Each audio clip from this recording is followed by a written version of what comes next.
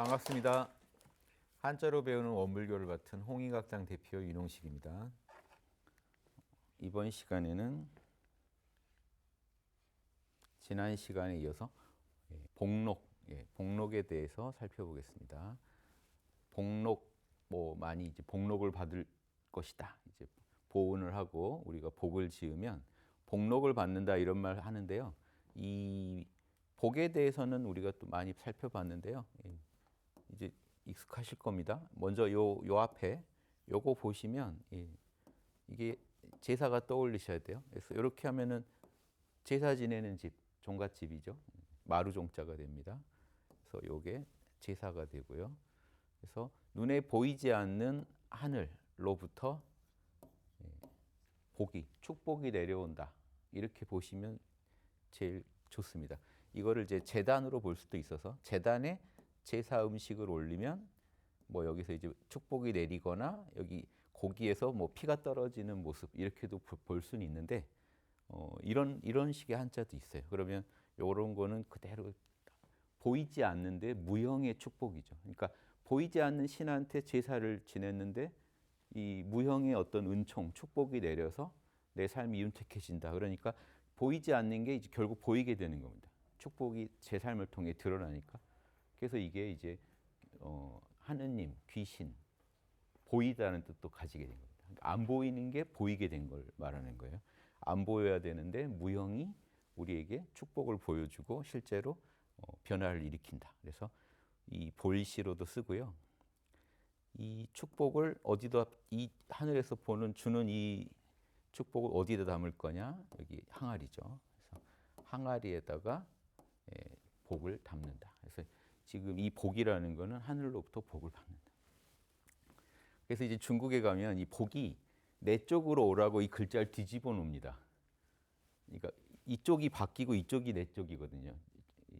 중국에서 볼 때 내 쪽으로 오라고 복을 뒤집어 놓는데 저 같은 경우는 한자 원리를 알고 보면 항아리가 엎어져 있는 격으로 보이는 거예요. 그래서 그건 좀 이제 문화적 차이인데 한자 원리상 보면 이거 항아리라고 알고 보면 약간 좀 불편한 게 있어요. 항아리가 엎어져 있지.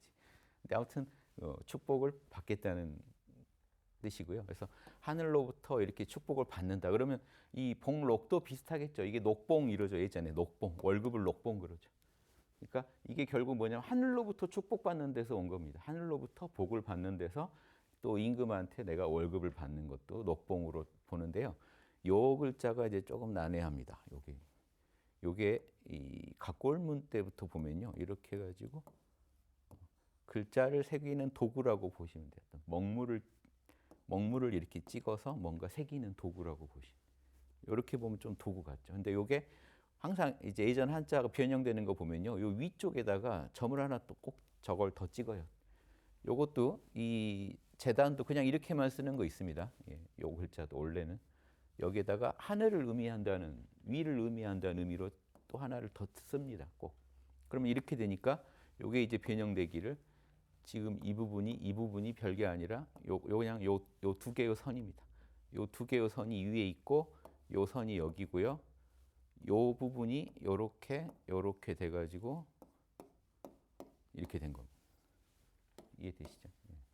지금 전서가 여기서 여기는 바로 좀 이해가 안 되실까 봐 제가 중간 단계 설명을 드릴게요. 요 위에 점을 하나 찍어 놓은 게 여기 두 선이 돼가지고 이런 식으로 윗부분을 만들고 요게 이제 사람 모습이 된 거죠. 밑에. 원래는 이제 마름모 모양의 어떤 도구로 보입니다. 먹물을 찍는. 이게 왜 먹물을 찍는 도구냐? 이렇게 알 수 있습니다. 쇠에다가 이걸 기록하는 걸 뭐라고 하죠? 이렇게. 그렇죠. 그러면 이제 제가 너무 전서 스타일로 썼네요. 저 스타일로, 해서 스타일로 보시면 이렇게 해서 기록하다가 되죠. 기록록자가 되죠. 이렇게 세금자 해가지고 기록록자. 그래서 기록하다. 쇠에다가 이렇게 새겨놓는 거죠. 그러니까 이 먹물로 새긴다는 게 이게 한번 새겨지면 안 지워지게 잘 새긴다는 뜻이에요. 그래서 쇠에다 새긴다. 또 만약에 앞에 실사가 붙으면요. 초록색 녹자가 되죠. 초록. 그러니까 이게 실에다가 어떤 염색을 했다는 걸 의미합니다. 실이 염색해서 물들었다. 그러니까 초록색으로 물든 거를 이제 대표적으로 쓴 거죠. 그래서 이 뭐죠? 봄이 되면 이제 산이 다 물들죠. 염색하듯이. 예, 그런 데서 초록색이 그 염색하다의 이제 대표적인 색깔이 됐습니다. 그래서 이 자체는 뭐 굳이 초록색의 의미는 없습니다만. 그래서 이제 자 이건 이렇게 보시면 어떻게 될까요? 여러분 이게 기록하다일까요? 지금 이거 제사 지냈다는 얘기인데요. 제사 지내서 하늘로부터 보이지 않는 하늘로부터 가시적인 뭔가 축복을 받았다라는 건데 여기는 기록하다거든요. 그러니까 뭔가 이 축복이 기록됐다는 거냐 이렇게 생각하실 수도 있는데 제가 볼 때는요. 요 이 록자만큼은 요 뒤에 이런 기록하다의 의미가 아니라 여기서 지금 저기 보시면 비슷한 게 있어요. 하늘로부터 복이 떨어지는 모습이 저렇게 표현되죠. 여기도 보면 여기를 하늘로 보고요. 저 위쪽에서 복이 떨어지는 모습으로 본 것 같습니다. 그냥 축복받는다는 뜻이 위로부터 내가 축복을 받는다. 이 정도. 그래서 한자는 여러 한 그림 놓고 여러 가지 방식으로 해석을 해야 되는 경우가 많습니다. 이 경우가 저는 그렇게 보여요. 제사를 지내서 하늘로부터 복이 뚝뚝 빗방울처럼 나한테 떨어지고 있다. 이 관점에서 하늘로부터 뭔가 떨어진다는 관점에서 본 것 같습니다. 먹물을 떨어뜨리면서 새기는 이 글자였지만 그래서 복록이라는 거는 내가 제사를 지내서 복 받는다는 내용만 있지만 복록은 제사 지낸다는 것도 왜 제사 지내면 복을 받죠? 하느님한테 예전에 천지신명 하느님한테 보온을 했기 때문이겠죠. 감사하다. 그 은혜에 보답하는 제사를 지냈기 때문에 복을 받은 거죠. 마찬가지로 하느님이 바라는 거는 그 인류가 계속 제사 지내고 있는 걸까요? 아니죠. 내가 너희에게 은덕을 베풀었듯이 너희도 서로에게 은덕을 베풀어라겠죠. 그래서 결국 우리가 사막을 닫고 항상 정신 수양을 해가지고 정신 수양, 정신 깨어 있는 게 복 받는 짓이고 복록을 받을 짓을 하는 거죠. 보훈 행위죠. 일원상 법신불에게 보훈하는 행위는 뭐냐? 천도를 따르는 거죠. 천도를 따르는 게 결국 핵심은 사막이죠. 정신 수양, 항상 정신을 깨어 있게 하고 사리 연구, 사리 판단을 정확히 해서 뭐가 선인지 악인지 알아가지고 작업 취사, 실제로 선을 하고 악을 안 한다면 복록은 당연히 맡아놓은 거죠. 그러니까 받기 싫다 좋다가 이미 아닌 거죠. 그래서 보온을 하면 반드시 그에 상응하는 복록이 따른다. 이런 관점에서 이해해 주시면 좋겠습니다. 창생은요. 억조 창생 이런 말 많이 하죠. 억조 창생. 결국 중생들입니다. 이 생은 중생들. 근데 중생 앞에 이렇게 창이라고 하는데요. 이게 풀이 우거질 창이에요. 그러니까 무성하게 여러분 지금 이제 여름 이제 돼가면 그 텅 빈 들이 무성한 이제 풀들로 꽉 차죠. 어마어마한 그 생명력이 보이죠. 여기서 가져온 겁니다. 이 우주에 어마어마한 중생이 있다. 어마어마한 백성들이 있다. 그래서 백성이나 이제 더 확장해서 중생 개념을 씁니다. 백성들한테도 쓰고요. 이제 일반적으로는 창생, 억조 찬생, 억이나 조의 백성들, 생명체들 이렇게 말하는 겁니다. 생자는 땅을 뚫고 풀이 올라오는 겁니다. 땅을 뚫고 풀이 위로 솟구치면서 올라오는 이 생명력. 땅이 출산하는 개념이에요. 예전 어른들은 땅을 자궁으로 봤어요. 그래서 우리가 아는 땅 지자가 자궁의 모습을 하고 있습니다. 여기서 출산을 이게 뱀의 모습도 되고 자궁의 모습도 됩니다. 그래서 이제 뱀이 땅에 돌아다니는 대표적인 또 생명체니까 뱀으로도 표현하고요. 땅을 대표할 때 땅의 그 뭐죠? 그 여신성이라고 할까요? 가이아라고 하잖아요. 서양에서도 신화에서 여신 뭔가 그 출산해낸다는 의미가 있습니다. 유형의 존재들을 출산한다. 그래서 하늘은 무형이기 때문에 아버지 같은 존재로 땅은 유형이라 어머니 같은 존재로 보면서 실제로 우리를 낳아주는 건 어머니시죠. 그러니까 땅의 중요성이 그만큼 큽니다. 하늘에서 무형의 정보로 그 광명으로 비추더라도 실질적인 조화는 땅을 통해 표현됐다. 그래서 합쳐서 천지신명 그럽니다. 천지신명의 작용에서 특히 땅의 작용을 이렇게 생명을 출산하는 걸로 봤고요. 그래서 이렇게 출산된 낳은 이 생명체들이 우거진 모습을 왜 이걸로 표현했느냐? 자, 이게 뭐냐면 이것만 보면 뭘까요? 이것만 얘기하면 이게 창고 창자입니다. 창고. 창고 같이 보이세요? 자, 일단 제가 늘 말씀드리지만 이건 지붕입니다. 지붕에 문이 달렸네요. 구덩이가 파져 있고요. 예전에 이거 반지하에 살았다 그랬죠. 땅 파고. 자, 땅을 파서 구덩이를 만들고 문을 달고 위에 지붕을 올렸어요. 창고입니다. 그냥 생긴 게 창고예요. 여기다가 이제 문을 저 하나로만 해놓은 거죠. 문을 이렇게 하면 이제 문자가 되잖아요. 그래서 여기다가 창고다. 곡식을 저장하는 창고입니다. 원래. 그래서 이것만 하면 창고인데 풀이 즉 창고는요. 여기서 의미하는 게 창고 지붕에 풀이 났네요. 이게 아니라 풀이 엄청나게 쌓여 있다는 뜻입니다. 창고에 곡식이 어마어마하게 쌓여 있듯이 풀이 너무나 엄청나게 쌓여 있다. 그래서 무성하다는 뜻이고요. 이렇게 뭔가 쌓여 있다는 뜻이기 때문에 만약에 이렇게 이거는 이제 아프다 계통이죠. 병 이게 들어가면 다 병입니다. 여기에다 병에다가 이걸 하면요. 이게 그 골맞다는 거예요. 종기. 고름이 꽉 저장돼 있죠. 여기 이렇게 부스러움이 생겨서 종기가 생기면 고름이 창고에 저장되듯이 저장돼 있죠. 그걸 말합니다. 그래서 이렇게는요. 이런 고름을 칼로 째면 어떻게 되죠? 창조할 창자가 돼요. 창조창. 새로운 게 시작된다. 그러니까 이게 뭔가 뭉쳐 있는 거를요. 고름처럼 뭉쳐 있는 거를 칼로 탁 자르면서 이 열린 거죠. 창고가 열리고 뭔가 이 새로운 상황으로 가는 겁니다. 이게 이제 창조할 창자, 비롯할 창자. 그래서 이 창자 하나 가지고 아무튼 이 정도 봤습니다. 그래서 풀이 창고에 곡식이 어마어마하게 쌓여 있듯이 저장돼 있다, 뭉쳐져 있다, 모여 있다. 그런 생명체들이 그 정도로 우글우글 되고 있다 해서 창생 이렇게 보시면 되겠습니다.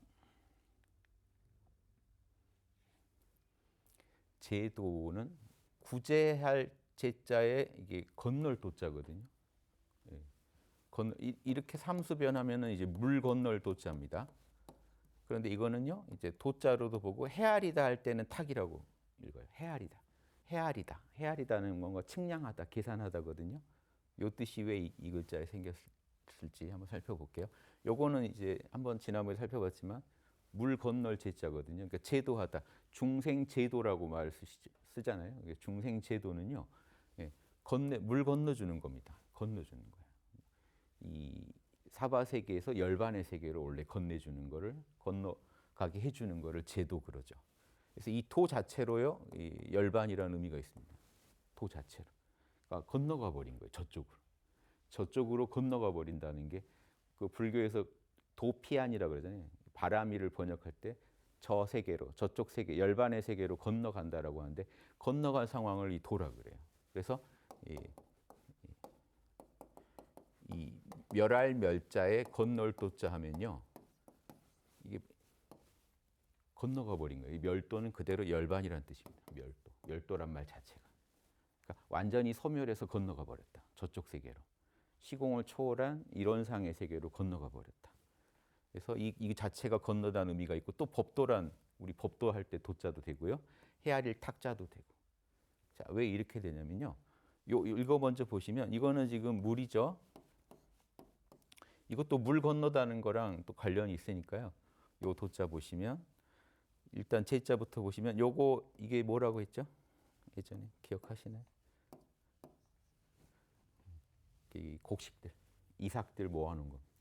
요거를 그 이렇게 해놓으면은 그 가지런하지가 않잖아요. 여기 수학의 이퀄 표시랑 똑같습니다. 똑같이 가지런하게 놔라.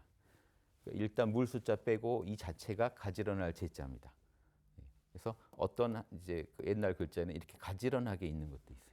그러니까 가지런하게 나아라. 이걸로 표시한 겁니다.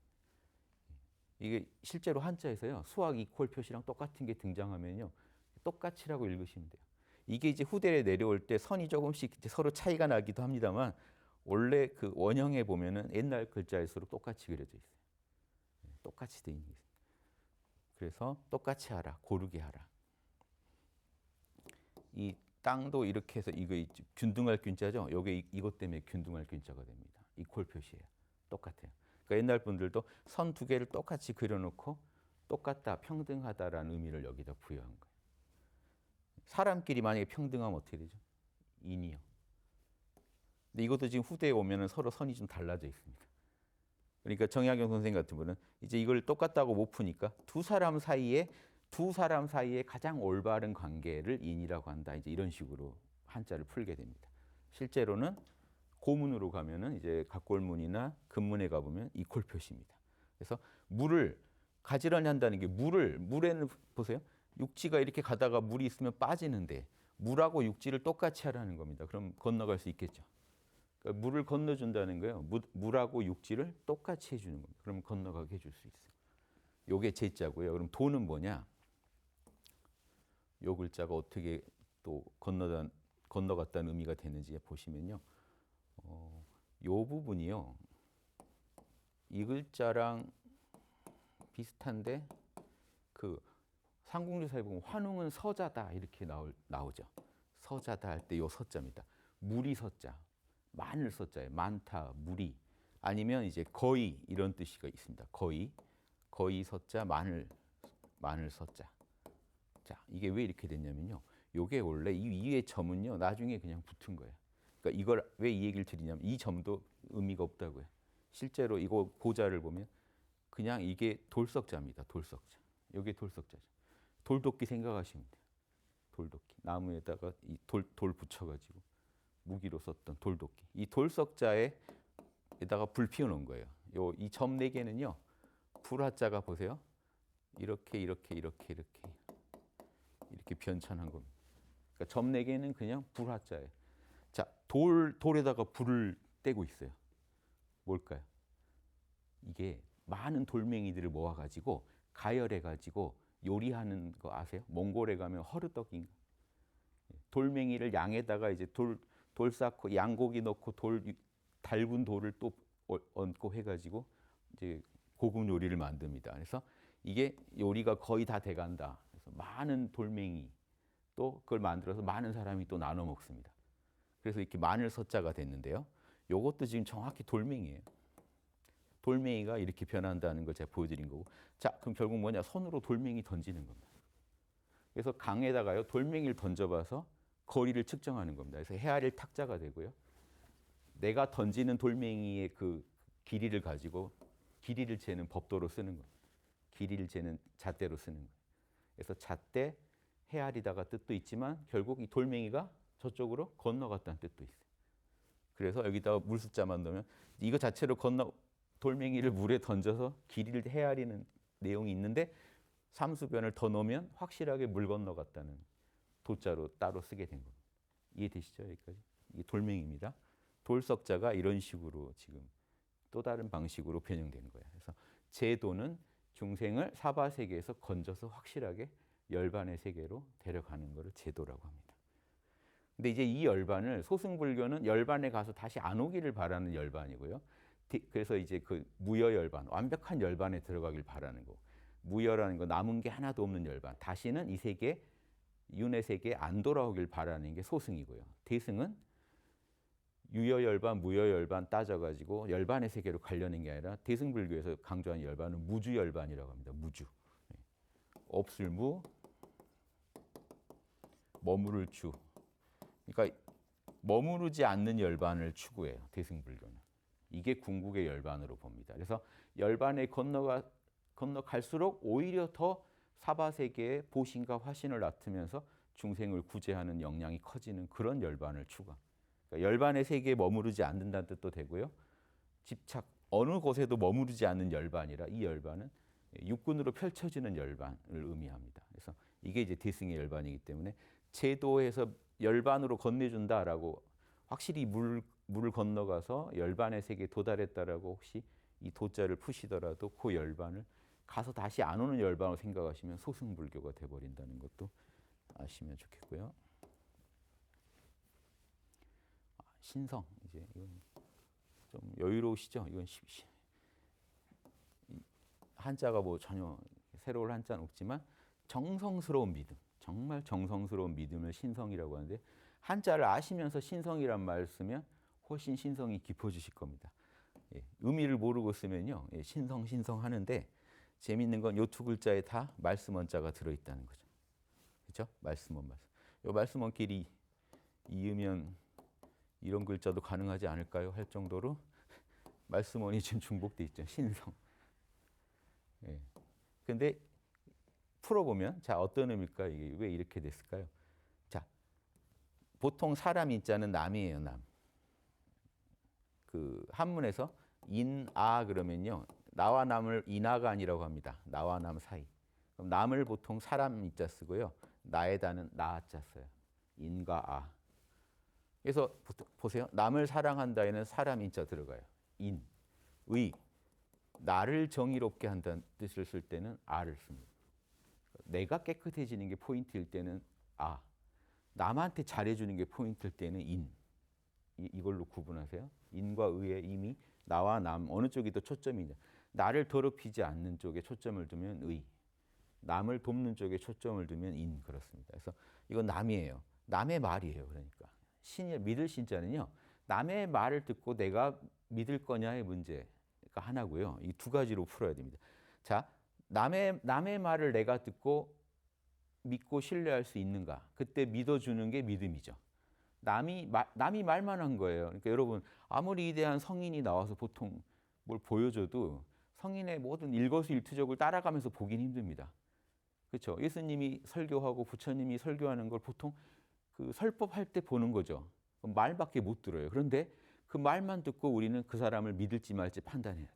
그 말하는 중에 말하시는 게 그게 딱 천지팔도에 맞고 사막에 맞고 하는지 거기서 인품까지 읽어내야 된단 말이에요. 그래서 우리가 그 사람 남의 말만 듣고 그 사람을 믿을 수 있다는 거는 그 사람이 어때야 돼요? 그 사람이 정말 성실한 분이어야 돼요.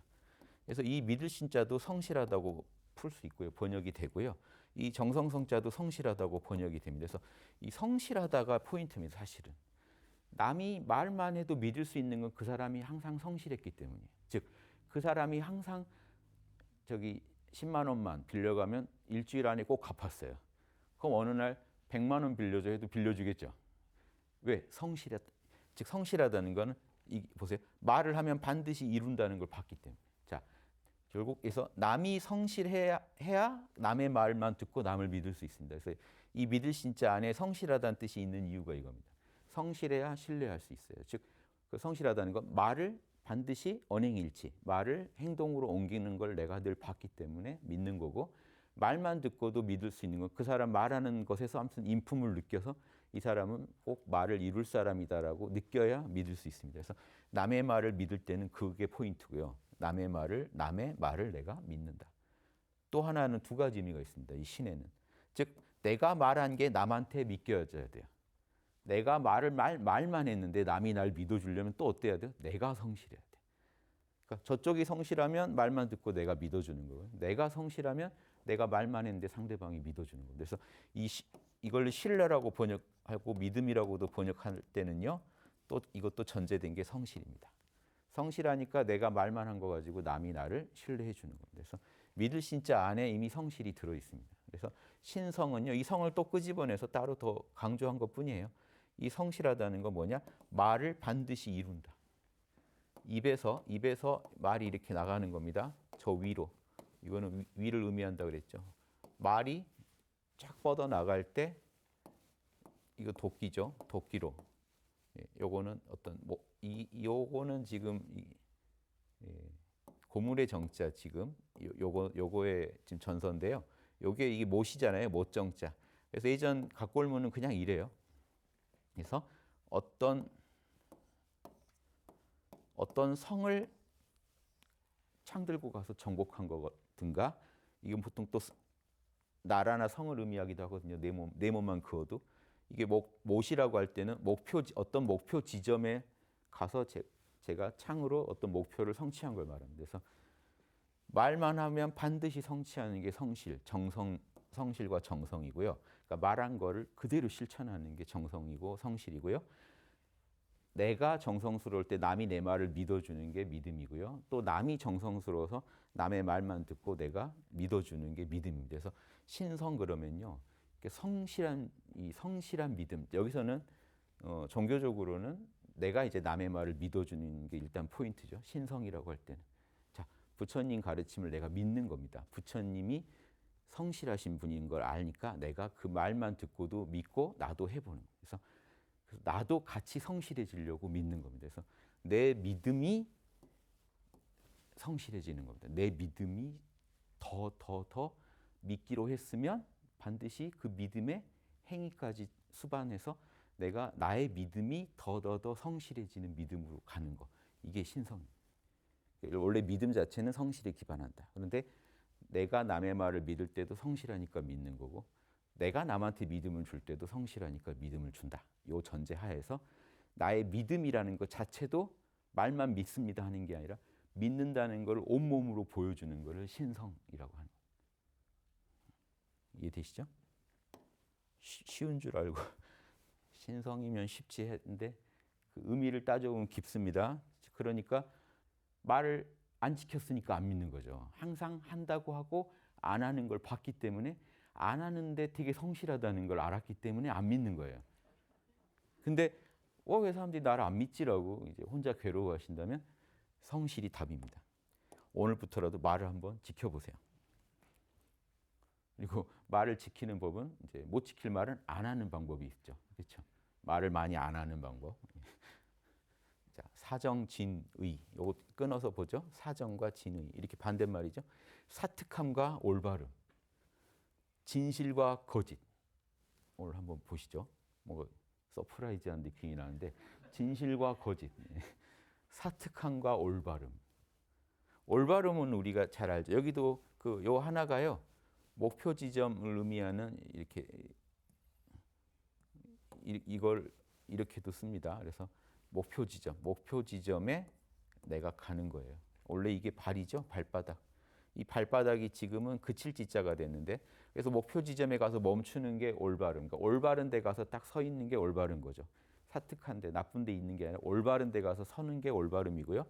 예전 가골문식으로 보면은 이거는 가단 뜻이거든요. 발바닥을 그려놓은 거는. 그래서 이 어떤 문제가 있는 난리가 난 성에 가서 바로 잡으려고 가는 겁니다. 그래서 바로 잡으려고 가는 거, 가서 바로 잡는 거, 이런 의미도 있고요. 역동적인 의미도 바를 정자에 있고 올바른 상태를 의미하기도 합니다. 그러니까 두 가지 의미를 다 보세요. 정태적으로는 지금 올바른 상태에 멈춰 있다. 나쁜 데 안 빠지고 올바른 상태에 그쳐 있다. 동태적으로는 지금 문제가 많은데 올바르게 만들고 있다. 바로 잡는다. 해서 바로 잡을 정, 올바를 정 이렇게 푸시면 됩니다. 이쪽은요? 이쪽도 이것도 똑같아요. 이게 지금 성이나 도시 고을이에요. 고을에 사람들이 이렇게 모여서 삽니다. 자, 이 모습은 명령을 따르는 모습이죠. 즉 성에서요 사람들이 어떤 그 성의 법 체계를 존중하면서 그 왕권을 존중하면서 그 안에서 그 리더들의 그 명령에 받들면서 살아가는 모습을 그렸기 때문에 지금 이렇게 나는 이 공동체의 어떤 룰에 따르겠다 이거죠. 단순히 왕권이 아니라 예전으로 말하면 이제 왕이나 이런 권력자들에게 복종한다는 뜻도 있지만 법과 제도에 복종한다. 그리고 이 공동체에 복종한다. 나 잘났다 안 하고 공동체의 룰에 따르겠다. 이 온불교식으로는 법률은에 내가 그 따르고 보은하겠다. 이런 모습입니다. 지금 한 도시를 살아가면서 사람들이 그 도시의 공동체 룰에 복종하는 모습. 그래서 이게 고을읍자가 돼요. 지금. 요게 이제 이겁니다. 지금 우리가 아는 글자로는. 요게 이제 붓으로 쓰일 때는 이렇게 쓰이죠. 약자로. 요게 이제 이렇게 쓰입니다만 원래 글자는 이거죠. 고을읍자. 그럼 요게 뭘까요? 요게. 사특하다에 왜 고을이 나왔는지 이상하지만 여기 이게 어금니 야자입니다. 상하할 때 이거죠. 어금니 야자. 이거 보실래요? 요렇게 하나고 요렇게 하나입니다. 괜히 또 디자인 욕심을 내가지고 이렇게 되는데요. 결국 뭐냐? 이 글자예요. 이게. 각고문에 가면 이래요. 그냥. 이빨이 꽉 물린 모습이에요. 어금니 야자. 요거랑 요게 서로 꽉 물고 있죠. 그래서 어금니 야자입니다. 그냥. 그래서 이 어금니 야자가 고을읍과 만날 때 사특할 사자가 됩니다. 옛날 중국에 낭야군이라는 이게 야로도 읽거든요. 지역 이름이 야인 지역이 있었던 거예요. 낭야군. 여기 사람들이 이제 뭔가 이렇게 전쟁에 져가지고 이를 가는 고을입니다. 이를 갈고 있는 고을. 저 고을 좀 무섭다. 저기 사는 주민들이 다 이를 갈고 있다.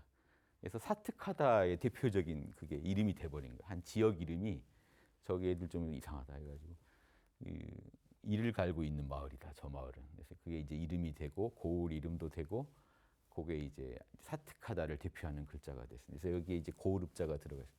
그러니까 꼭 어느 한 지역을 의미하는 게 아니라 이제 넓게 쓰인 거죠. 즉 어느 지역 이를 갈고 있는 지역을 말하는 지금 뭔가 전쟁에 졌거나 한을 품고 이를 갈고 있는 나라나 고를 말할 때 지금 사특하다 저기는 좀 조심해야 된다.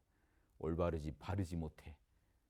옳지 않아 이런 마을이 있었던 거죠. 그래서 거기 사람들이 옳지 않다라는 의미로 쓰다가 사정 해가지고 올바름에 반대되는 거를 사특하다 할 때 이 글자가 쓰이게 됐습니다.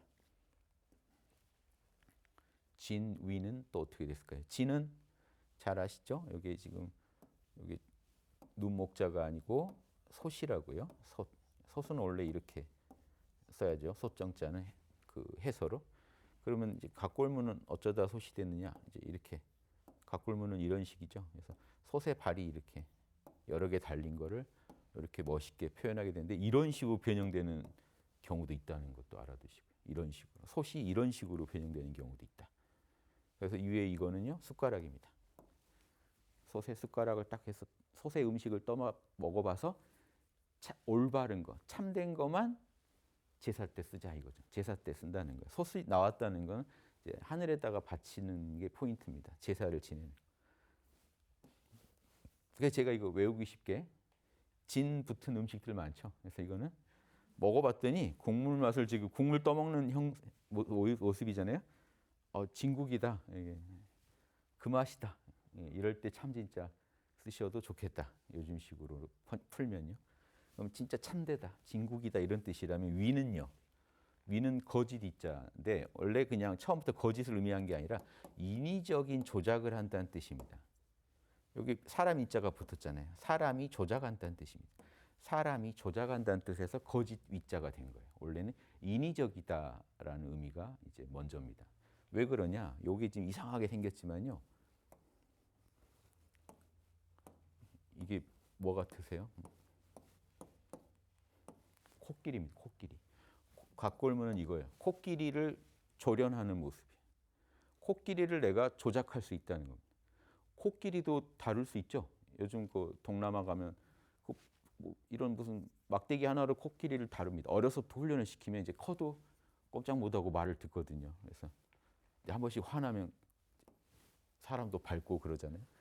이게 인위적인 조작입니다. 코끼리가 원래 인간 말을 듣게 안 돼 있죠. 인간 말을 듣게 이렇게 만든 거죠. 이게 조작한 거예요. 그래서 지금 요 손이 지금 위로 간 겁니다. 여기. 지금 요게 이제 손이에요. 요 위에 이 부분이 손이에요. 그러면 이건 뭘까요? 이게 코끼리 코예요. 코끼리 머리, 발 4개. 지금 저거 해서만 가지고 보면 이게 코끼리 코고요. 코끼리 머리고요. 이게 지금 하리자입니다. 하리자. 제일 한자에서 많이 쓰는 한자 중에 하나. 하다, 되다. 그렇죠? 이게 코끼리를 다스리다는 뜻이에요. 코끼리를 다스리다. 다스리다는 뜻도 있습니다. 뭔가 이렇게 조작하는 거야. 내가 조작하다. 사람 인자를 더 붙여서 더 인간이 조작한다는 뜻을 강조한 것뿐이에요. 그러다 보니까 코끼리 본래 본성이 안 맞죠. 그러니까 거짓 이자라고 나온. 이거 뭔가 가식적이다. 만들어냈다. 조작했다. 요 코끼리가 지금 어떻게 됐을까요? 이게 너무 난해해졌어요. 지금 이게 왜 이렇게 난해해졌냐면 옛날 분들이 코를 이렇게 표현하면 되는데 이렇게 지금 이게 여기 또 이제 코끼리 눈까지 그려가지고 지금 이게 코끼리 얼굴 쪽입니다. 코끼리 코가 뭔가 이렇게 약간 찢어졌어요. 원래는 이런 식으로 표현했는데 여기서 이렇게 몸뚱이가 발 4개 있죠. 꼬리까지. 이런 느낌입니다. 여기서 뭔가 글자가 현란해지면서 되게 어려워졌는데 재밌는 거는 항상 그렇죠. 전서가 어려워지지만 걱정 안 하셔도 되는 게 오히려 해서에서는 다시 유사해진다. 쓸데없는 게 날아가고 다시 원형에 가깝죠. 여기 해서가 코끼리. 그래서 확실히 이제 알아두세요. 코끼리를 조작하는 겁니다. 코끼리를 내가 조종하는 거를 뭔가 한다. 만들었다. 만들이 있어도 돼요. 하다, 만들다, 되다, 다스리다. 무의, 노자의 무의 철학은 이렇게 인위적인 조작을 하지 마라. 이게 무의거든요. 그러니까 노자의 무의 철학은요. 아무것도 하지 마라가 아니라 뭐예요? 이 글자를 아신다면 무의의 의미도 아십니다. 아무것도 하지 마라가 아니라 탐진치 부리지 마라가 이 무의예요. 그러니까 너가 쓸데없이 조작하지 마라. 무의이화. 인간이 조작하지 않았지만 우주에는 엄청난 공적영지의 조화 광명이 우주를 법도대로 굴러가게 하죠. 그게 무의예요. 그러니까 무의할수록 오히려 천지팔도에 맞게 살아간다는 의미가 있고요. 유의는 인간이 이걸 조작해가지고 꼼수 부려가지고 망친다는 뜻이 있는 거예요. 그러니까 무의를 아무것도 하지 마라라고 해석하시면 그건 특수한 뜻이에요. 무의에. 이제 그렇게 쓸 때도 있어요. 아무것도 하지 않고 깊은 산매에 들어있을 때를 무의라고 부를 때도 있습니다만 노자가 말한 무의는 그게 아니라 인위적인 조작, 욕심대로 하지 말고 양심대로 하라를 무의라고 합니다. 자연 그대로의 마음대로 살아라. 그러니까 자성 개정의대로 산다는 게 자연 그대로의 마음이죠. 인위적인 조작을 부리는 게 탐진치고.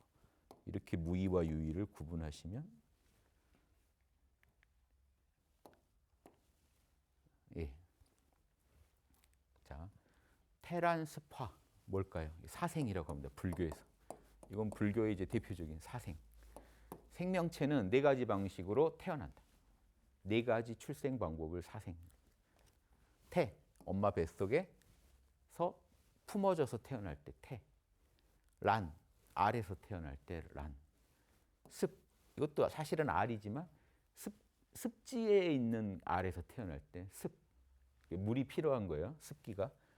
화는 이거는 사실은 우리가 이제 죽어서 영계에 태어날 때 주로 씁니다. 영계에서 어떤 어머니가 우리를 낳아주는 게 아니잖아요. 죽고 나면 영계에 가 있겠죠. 갑자기 몸이 변화돼서 거기 가 있는, 변화하면서 나타나는 현상을 화생이라고 합니다. 그래서 태부터 보죠. 태. 이 글자에 다 이게 잘 그려져 있습니다. 의미들이. 자, 태. 이거는 육신이죠. 육신입니다. 고기 육자예요. 다룰 자가 아니라. 이 육신이 자, 여기 태아 상태입니다. 여기 머리가 아래로 있죠. 이거는 이제 보통 뱀을 의미하기도 하고 태아 상태. 머리가 크고 이제 몸뚱이가 작은. 이쪽으로 이제 태어나는 겁니다. 앞으로. 자, 그러니까 장차 태어나려고 엄마 뱃속에서 자라고 있는 상태. 그래서 엄마 뱃속에서 품었다가 거기서 빠져나오는. 이렇게 빠져나오면 출산이죠. 이렇게 태어난 존재가 태생이에요. 지금 정확히 그려져 있죠. 태생. 그러니까 고기 육자가 몸이 엄마 뱃속에서 이렇게 부풀어져서 자라다가 출구로 빠져나오는. 자, 이거는요.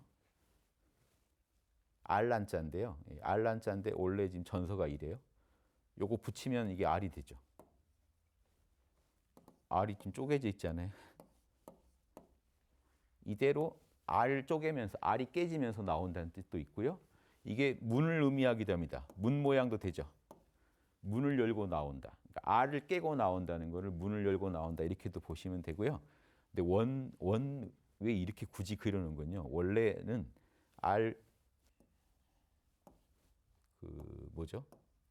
알들이 이렇게 나무에 알들이 곤충이나 이렇게 물고기가 그 나무에다가 이렇게 알 나눈 그 모습을 본떠 왔다고 봐요. 기본적으로. 그러니까 그 알을 이렇게 소복이 낳아놓은 상태. 그런데 모양이 또 알 비슷하죠. 그래서 알로도 보시면 됩니다. 알란자, 알 깬다. 실제로 이런 의미가 뭐 있냐면 우리 묘자 있죠. 묘. 여기서 점만 빠지면 묘죠. 자축인 묘에서 묘가 춘분대거든요. 그 춘분대가 문 열고 나온다. 엄마 자궁에서 문 열고 밖으로 출생하는 거, 엄마가 출산하는 거, 그것처럼 땅도 땅에서 만물이 땅 위로 솟구친다고 해서 춘분할 때 이 묘를 씁니다. 그 시절에 그 간지로 묘를 자축인 묘할 때. 그래서 묘는 실제로 땅 위로 이제 올라온 거예요. 싹이. 그래서 싹이 이렇게 올라온 모습도 묘죠. 한자 하나도 여러 개로 쓰는 거예요. 이 그림 자체가 땅 위에 올라온 싹도 닮았고요. 문을 열고 나온다는 뜻도 있고요. 알을 깨고 나온다는 뜻도 있어요. 이때가 부활절이거든요. 시기가. 부활절에 굳이 계란 돌리고 하는 것도요. 알 깨고 나온다는 뜻이. 알 깨고 나온다. 그러니까 알란자랑 통하는 게 있죠. 알 깨고 나온다. 이게 또 토끼를 상징하네요. 부활절 토끼를 생각하시면 돼요. 묘자는 토끼잖아요. 간지 중에. 그래서 왜 이 토끼로 쓰냐면요. 자축인묘에서 당사주에서 토끼가요 천파입니다. 상징하는 게. 묘의 에너지가 깨트림이에요. 그러니까 알이 깨지는 거예요. 왜냐하면 봄에 마무리 태어나려면요. 안정된 엄마 뱃속의 상태에서 깨고 나와야 돼요. 알 속에서 깨고 나와야 돼요. 그때 에너지가 불안정하거든요. 토끼가 보면 되게 좀 뭔가 이게 불안함의 상징이죠. 뭔가 이게 눈 빨개가지고 막 정신없는 거기서 착안해서 에너지가. 그리고 토끼 귀가 또 닮았어요. 여기까지 가면 안 되는데 아무튼 제가 묘 하나만 놓고도 한자 안에서 많은 걸 끌어낼 수 있어요. 그래서 이게 알도 상징하고 밖으로 싹이 올라온 거. 알이 깨지고 밖으로 나오고. 여러분 알 깨고 밖으로 나오려면요. 알 깰 때도 불안하고 막 나와서도 불안해요. 막 나왔을 때 얼마나 불안해요. 세상에 막 나온 건데 그 에너지가 묘예요. 그걸 토끼로 상징한 것뿐입니다. 여기까지. 자, 습화 가볼까요? 습. 요건 이제 물이고요. 물이고요. 자, 요거는 뭐냐? 요것만 하면요. 빛날 현자입니다. 근데 이게 빛날 현자가 태양광선이에요. 태양광선이 이게 실이잖아요. 실사자잖아요. 태양광선이 이거 이집트로 그리면 괜찮은데 선을 너무 그리면 또 우길기가 돼요. 태양광선이 쫙 뻗어 나가는 거예요. 그 이집트에 보면 막 이렇게 막 뻗어 나가잖아요. 그거예요. 그러니까 그걸 생각하시면 돼요. 그 물이 그 태양이 뻗어 나가듯이 이 습기라 이 물이 모든 곳에 촉촉하게 물이 젖어져 있다는 거예요. 물이 습기가 꽉 차 있는 모습. 그래서 이런 습지에서 태어나는 여기도 분명히 알이지만 습지에서 태어나는 존재들은 습생이라고 하는 거예요. 그냥 알에서 태어난다. 엄마 뱃속에서 배양됐다 태어난다. 습지에서 태어난다가 있고요. 이제 화생은 자, 요거 사람이 이렇게 있죠. 이건 뒤집어진 사람이에요. 여기 팔이고요. 머리입니다. 여기가 머리고. 사람이 완전히 뒤집어졌죠. 이게 변화했다는 겁니다. 사람이 바뀌면 어떻다고요? 죽을 때가 됐다. 그 정도로 바꾸기가 어렵다는 거죠. 사람 바뀌면 이거 이제 갈 때 됐나 보다 이런 말은 죽는 것보다 바꾸는 게 어렵다는 겁니다. 자기 삶의 방식을 바꾸고 자기 사고 방식을 바꾼다는 게요. 죽기보다 어렵다는 뜻이 있는 거예요. 그러니까 이거는 이렇게 바뀌는 건 엄청난 겁니다. 사람이 어둠에 있다 빛으로 온 거죠. 흑화된 사람이 빛화되는. 그래서 광화문에 우리 지금 광화문 볼 때마다 세종대왕께서 광화문이라고 이름 지을 때 바랬던 게 뭐예요? 백성들이 빛으로 어둠에 있다가 이쪽이 어둠이면 완전히 뒤집어져서 빛으로 오기를 바란 거고 요 빛이라는 거는 유교 사회에서는요 도덕의 빛입니다. 도덕광, 양심광, 양심의 빛으로 그러니까 임금부터 양심의 빛으로 빛나서 백성들까지도 다 빛으로 그 풍속이 바뀌는 것, 사람이 교화되는 걸 말합니다. 그래서 이 경우는 그럼 이 정도 조화죠. 완전히 사람 바뀌는 이 조화로 태어난다는 게 뭐냐? 여기서 사람이 죽어서 육신은 여기 있는데 육신이 태어나는 게 아니란 말이에요. 영계. 그냥 내가 거기 또 가 있단 말이에요. 영혼으로. 어떤 생전에 비슷한 모습을 가지고 우리가 상상한다면 이렇게 만약에 태어난다고 할 때 그렇게 태어난 걸 뭐라고 부르겠냐는 거죠. 그러니까 태생, 난생, 습생을 말할 수가 없잖아요. 그냥 조화로 나타난 거죠. 변화하면서 나타나 버린 거죠. 그걸 화생이라고 봅니다. 일반적으로. 그래서 대표적인 경우가 이제 우리가 죽어서 천상계 갈 때, 아무튼 지옥에 가더라도 지옥에서 또 누가 여러분 낳아주시겠어요? 누가 낳아서 거기 그 세계에 접속하는 방식이 있고 알을 통해 배양되다가 접속하는 방식, 그냥 등장하는 방식이 있습니다. 이게 화생입니다. 부처님이 갑자기 기도 중에 나타나셨으면 그걸 화신이라고 하잖아요. 그래서 어떤 변화된 모습을 그냥 나타내신다면 우리 세계의 모습으로 우리 화신 그러듯이 우리가 또 다른 세계, 그 세계에 맞게 나타나는 겁니다. 꿈속의 몸처럼요. 우리 꿈속에 몸이 있듯이 우리 꿈꿨는데 꿈속에 몸이 갑자기 나타났지 꿈속에서 또 뭐 어떻게 배양 과정을 거쳐 나타나는 게 아니죠. 이 정도 생각하시면 사생에 대해서 일단 존재하는 불교 경전상에 존재하는 모든 생명체 탄생은 요 네 가지 중에 하나다. 이렇게 이해하시면 되겠습니다. 자, 여기까지 마치겠습니다. 감사합니다.